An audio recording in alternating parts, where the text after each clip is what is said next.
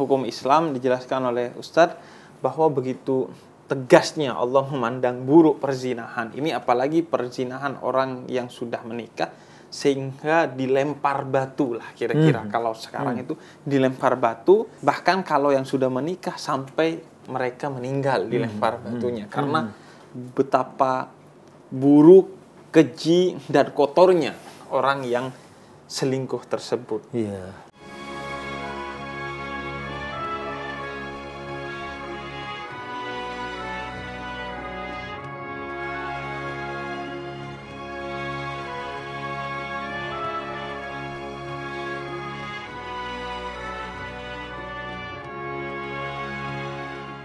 Assalamualaikum warahmatullahi wabarakatuh. Kembali lagi di Cahaya untuk Indonesia bersama saya Husin Ja'far Al-Hadar, dan kali ini saya ditemani oleh Ustadz Subki Al-Buguri. Nah, sekarang udah benar. Jadi karena beliau dari Bogor, jadi Al-Buguri. Iya, ya. Sama Ustadz Subki ini enaknya bahas yang lagi ngetren. Jadi apa hukumnya main layangan? Enggak. Ini jadi kita akan ngobrolin tentang layangan putus. Waduh.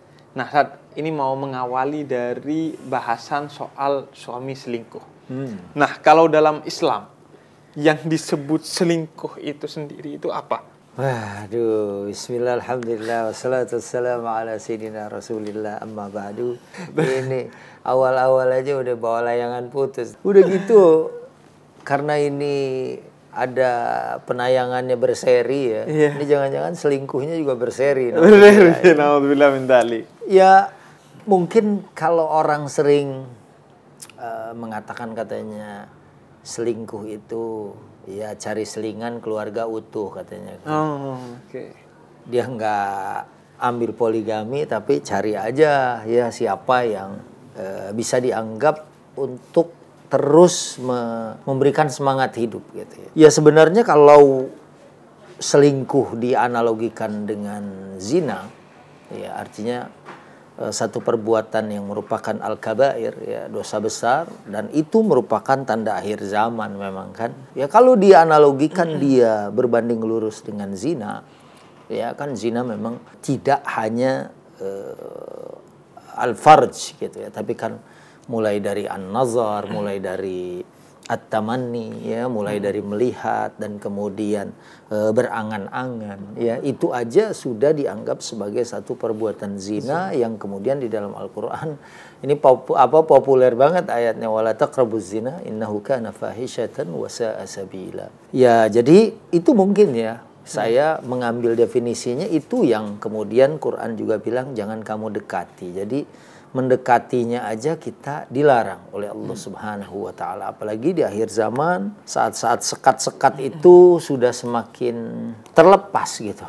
Ya, mungkin saja dulu kita disekat oleh jarak, dipisahkan oleh rumah, bahkan ada sekat-sekat kamar, ya kan? Kalau misalnya perempuan itu sholat adalah di dalam kamar rumahnya itu afdal min sholatihi fi baitihi, ya kan?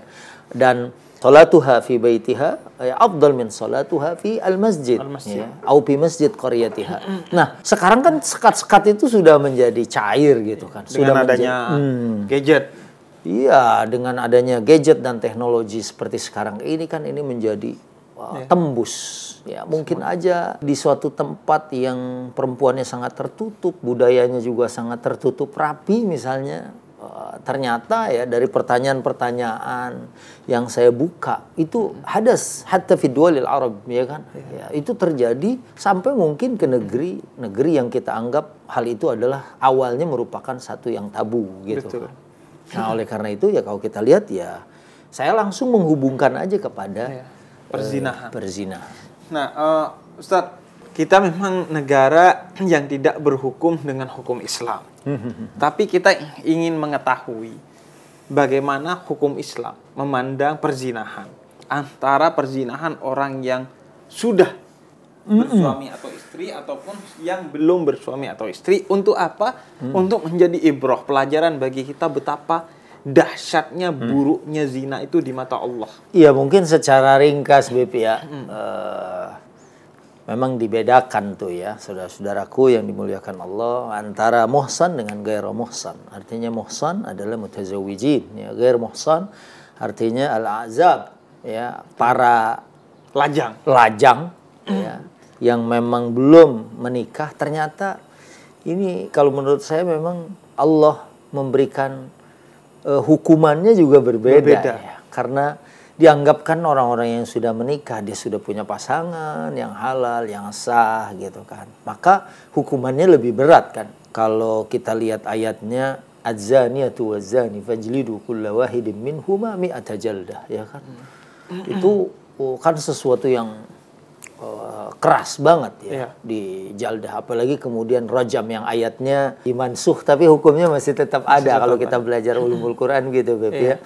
Rajamnya itu ya disambit dengan batu sampai ya umumnya tidak ada yang bisa bertahan hidup gitu kan dengan hal itu. Tapi kalau yang gair muhsan artinya yang masih lajang itu hukumnya lebih lembut kan. Ya, artinya cuma dijilid ya, dirajam yang tadi saya sebut ayatnya. Kemudian tidak mungkin yujlad ya, tidak ya. Karena rajam kan tadi itu disambitin ya. Kalau ini yujlad kemudian habis itu diasingkan ya kan keluar. Ini kan ya kemungkinannya dia masih bisa memperbaiki dirinya. Ya, dan ya khawatir juga kalau berita buruknya itu kemudian tersebar kan dia juga tidak bisa beraktivitas. Kalau dia punya anak juga orang, wah itu ada minat zina katanya, itu adalah anak zina, anak haram dan seterusnya dan seterusnya. Jadi ini adalah merupakan hukum dari Yang Maha Rahman sehingga mereka diasingkan ke suatu tempat ya. Ya dengan harapan mereka akan berubah dan memperbaiki diri gitu. Iya, jadi dalam hukum Islam dijelaskan oleh Ustadz bahwa begitu tegasnya Allah memandang buruk perzinahan. Ini apalagi perzinahan orang yang sudah menikah sehingga dilempar batu lah kira-kira. Kalau sekarang itu dilempar batu, bahkan kalau yang sudah menikah sampai mereka meninggal dilempar batunya. Karena betapa buruk, keji, dan kotornya orang yang selingkuh tersebut. Iya. Tapi dalam Islam Bib ya, luar biasanya saat mereka sudah dirajam seperti itu, dosanya rontok beneran ya. Dan Nabi berkenan mensolatkan jenazah imro'ah janiyah ya. Dan bahkan dikatakan seandainya tobatnya itu dibagikan kepada seluruh penduduk Madinah, maka tobat wanita ini sudah mencukupi tobatnya orang satu kota Madinah dalam satu keterangan ya. Maka sangat luar biasa adilnya hukum Allah. Satu hukumannya berat tapi semuanya jadi gugur ya Beb ya. Dan hukuman itu betul-betul dilandaskan pada bukti dan saksi yang jelas kalau dalam Islam. Bahkan harus melihat masuknya kemaluan laki-laki ke kemaluan perempuan dengan mata kepala sendiri. Agar apa? Agar tidak dilandaskan atas dasar katanya, konon, yang semuanya itu fitnah. Karena itu di samping Islam menegaskan hukum yang sangat tegas kepada orang yang berzina, berselingkuh apalagi, tapi Islam juga menegaskan jangan sampai tuduhan itu tidak berdasar. Nah, ini harus betul-betul bahkan katanya melihat langsung dengan mata kepala sendiri. Iya, dan bahkan dalam kisah yang Ustadz tadi ceritakan, perempuan itu ketika datang ke Nabi, kata Nabi, pastikan dulu kamu benar-benar berzina apa enggak. Nanti deh kalau anakmu sudah lahir, baru kamu kesini lagi. Ketika kamu sudah yakin itu betul-betul hasil perselingkuhan. Dan ketika datang, Rasul masih suruh bilang, ya sudah susui anakmu dulu 2 tahun karena anakmu berhak atas air susumu. Baru setelah itu dirajam, dan tobat dari perempuan yang sudah dirajam itu kalau dibagikan ke seluruh Madinah masih sisa. Saking mulianya. Artinya mungkin banyak sebagian orang di kita yang muslim sekalipun yang melakukan perzinahan, perselingkuhan. Namun ketahuilah bahwa tobat itu ada ya. Dan ketika sudah tobat, maka Allah mengampuni ya. Ya. Karena itu yang terpenting adalah kesadaran untuk tobat. Dan ini juga mungkin ya menjadi satu benang merah yang bisa kita ambil bahwa sesungguhnya hukumannya berat, tapi nggak gampang orang menuduh zina. Betul. Ya kan, apalagi menuduh wanita muhsanat, wanita-wanita yang baik. itu ancamannya itu dirajam 80 kali cambukan sama nina jaldatan ya. Kalau ada orang misalnya, wah lihat tuh perempuan itu gini hari baru pulang. Nah, itu jam 00. Iya. Itu sebetulnya ini perlu disampaikan karena orang sangat mudah banget ngomong begitu padahal itu adalah merupakan al-qazaf. Iya. Ya, tuduhan dengan zina wanita baik-baik yang nggak ada buktinya. Tadi Habib nyampein hadisnya. Ya, keterangannya itu juga aqwal fuqaha bahwa benar-benar dia tuh harus ngeliat, nggak bisa dengan tuduhan. Kalau dia cuma nuduh-nuduh sama nina jaldatan, dia dicambuk, yujlad ya sama nina jaldah, dicambuk 80. Kadang-kadang lihat tuh, ya kan, masa jam 00 baru pulang, ini anak model apa kayak gini? Ini mungkin sepele ya, padahal itu ancamannya berat. Iya, ada banyak hal lah, apalagi di zaman yang sudah wanita sekarang berkarir dalam berbagai hal, tidak semestinya menuduh. Iya. Bahkan Quran juga menegaskan memata-matai pun tidak boleh. Wala tajassasu. Wala tajassasu. Bahkan Imam Ghazali menyarankan kalau punya 99 alasan untuk su'dzan, berprasangka buruk, dan 1 alasan untuk husnudzan, berprasangka baik, pilih yang 1. Berprasangka baik kepada orang dengan segala suudzon yang mungkin ada bagi kita. Nah, Ustaz, tadi sempat disinggung nih, Ustaz. Apa, Bib? Layangan lagi? Bukan. Layangan masih, Ustaz. Layangan nih masih ribut aja, Ustaz. Jangan dibilang selingkuh, chatting doang. Masa selingkuh gitu, Ustaz. Kadang orang nih, Ustaz, cari alibi, Ustaz. Serem banget selingkuh katanya. Cuma chatting doang gitu. Jadi cuman ya chatting-chatting yang penuh dengan kehangatan, penuh dengan kemesraan. Nah, ini termasuk selingkuh juga apa tidak? Termasuk zina atau tidak? Dan kalau tidak, apakah berdosa atau tidak? Ya, makanya tadi kalau kita lihat kepada ayat ya, saudara-saudaraku ya, yang dimuliakan, itu kan wala taqrabu ya, artinya jangan mendekati. Ya, perbuatan zina itu didekatinnya aja nggak boleh. Maka semua itu kan awalnya ya bisa jadi dari al-ibtisam. Mungkin awalnya bisa dari senyum. Maka kan kita sebetulnya walaupun senyum itu sedekah, kita juga kan terutama wanita gitu kan, nggak sembarangan dia ngobrol senyum juga di mana-mana. Takutnya khawatir, apalagi kalau kita pergi umroh Beb ya. Kita kebiasaan orang di dual Arabiyah kan, wanita senyum itu kadang-kadang maknanya malah negatif. Ini kan beda dengan tradisi, adat kebiasaan kita di Nusantara. Memang orang kita tuh ramah dan memaknainya itu sebagai sebuah keramahan. Tapi kan kalau kita keluar lagi ke sana itu bukan dimaknai sebagai sebuah keramahan gitu kan. Tapi malah itu berarti kode nih. Iya itu kode nih gitu kan. Nah, oleh karena itu bisa dimulai dari al-ibtisam, bisa dimulai dari senyuman, bisa dimulai dari sapaan. Udah sahur belum gitu. Sahurnya mulainya pakai apa, terus ngebahas, terus nanti panjang. Maka sesungguhnya ya saya juga berlindung kepada Allah Subhanahu karena ya kita tahu kan zuyyina lin-nasi hubbus syahawati minan nisa, semua kita pasti menyukai pasangan jenis kita ya, lawan jenis kita ya, termasuk wanita juga suka laki-laki dan sebaliknya gitu kan. Nah, makanya kan ditutup tuh ya sebelum kita pintunya, sampai ke situ ya kan, diawali dulu karena mata aja ya kan. Al-ainu tazni, mata juga berzina. Ya. Kemudian al-qalbu yazni. Fazinal ainu an-nazar. Fazinal aini an-nazar. Zinanya mata adalah dari kemudian melihat. Ya awalnya kan kita baik kok. Kita begini. Nah, makanya ya kita juga berlindung karena ya saya sih setuju tuh dengan pendapat yang sanggup mempunyai benteng yang kokoh karena nafsunya dirahmati oleh Allah cuma Nabi Yusuf alaihissalam ya kan. Kalau kita kayaknya berat gitu. Nabi Yusuf kan didatangi di kamarnya, dia keluar kan.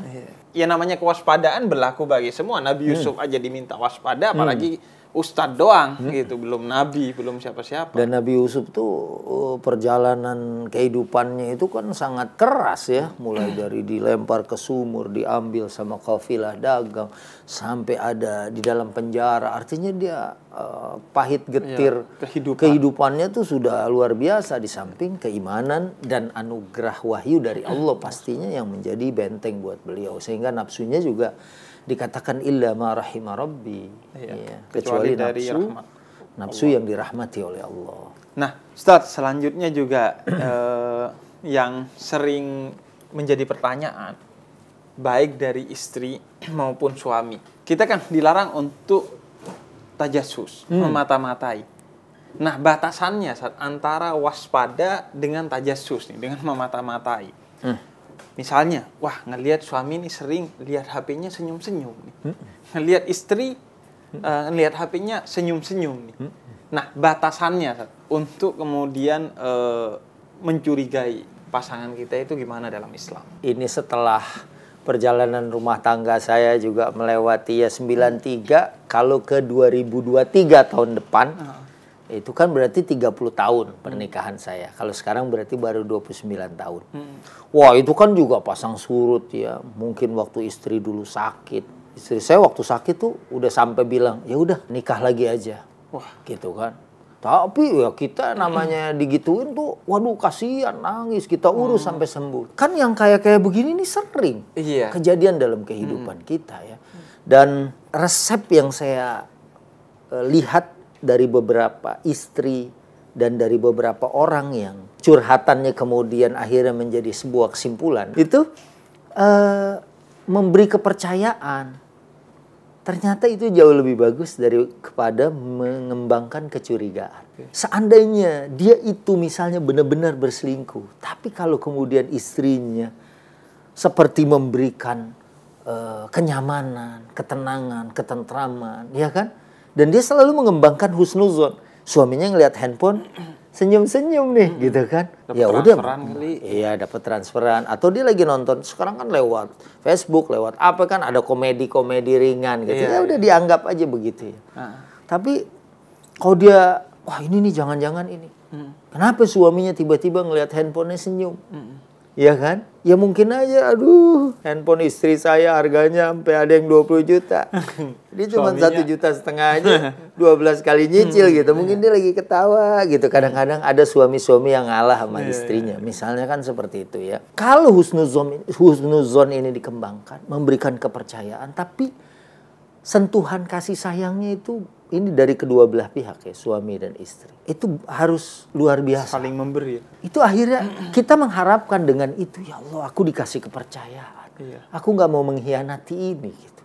Ya. Kayak cerita Ustadz tadi, pas disuruh nikah lagi malah kasihan. Iya. Itu memang betul-betul kejadian. Itu nggak sampai kepikiran di sini. Gitu. Berarti mengedepankan husnuzon, tapi kalau memang baru ada bukti yang jelas, baru kita mengambil langkah yang nyata ya. Karena pernikahan itu satu dari 3 perjanjian agung yang disebut mitsaqan ghalidha dalam Al-Qur'an. Itu perjanjian antara Allah dan Bani Israel, kemudian perjanjian antara Allah dengan nabi-nabi ulul azmi, nabi-nabi agung, dan antara perempuan dan laki-laki ketika menikah. Jadi perjanjiannya sebenarnya bukan di antara mereka ya, dengan Allah Subhanahu wa taala, sehingga kalau selingkuh berarti dia mengkhianati Allah. Itu Bib yang saya setuju Bib. Ini banyak orang nggak paham Bib. Para suami ya, satu kalimat yang kalau petugas pencatat dari kantor urusan agama itu waktu bacain qadistahlaltum furujahunna bi kalimatillah, kamu sudah menghalalkan kesucian itu, furuj ya, mungkin kalau kita artikan letter lux ya, artinya word by word kan ini banget gitu. Tapi kita sudah menghalalkan itu bi kalimatillah, dengan kalimat Allah. Maka jadiin kalimat itu sebagai benteng. Gitu kan, sebagai benteng. Ini dari kedua belah pihak juga begitu. Oh iya, ya kadang-kadang suami misalnya ngelihat istrinya kok beda misalnya. Aduh, dulu kalau tahu begitu saya nikah sama temennya, dan ternyata sekarang temennya lebih cantik gitu, karirnya lebih jelas gitu kan. Dan dia nggak tahu si istrinya juga lagi ngomong begitu. Gua nyesel gitu. Kalau bisa barter atau tukar tambah deh nih gitu ya. Nah, kita lihat bahwa kita ini menghalalkan sesuatu yang haram itu dengan kalimat Allah. Dan kita diperintahkan wa'ashiruhunna bil ma'ruf, mu'asyarah bil ma'ruf. Maka hubungannya harus dengan cara-cara yang bukan hanya baik ya, tapi yang dilihat orang itu bagus lah. Dan kita juga kan bukan sekedar untuk penyaluran biologis semata. Yang walaupun kalau kita menyalurkan biologis kepada pasangan kita ma'jurun indallah, ada nilainya. Sampai sahabat tuh kan heran gitu ya. Kalau dia mendatangi istrinya atau istrinya melayani suaminya, ya pibut ahadikum sadaqah. Artinya saat dia saling berhubungan itu aja ada sodakohnya. Kan berarti ada nilainya. Itu kalau sekedar kebutuhan biologis. Apalagi yang lebih dari itu kan.